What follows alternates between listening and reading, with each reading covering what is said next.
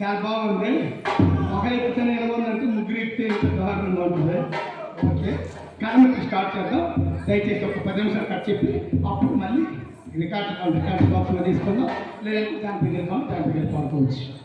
అమ్మాయి ఓకేనా?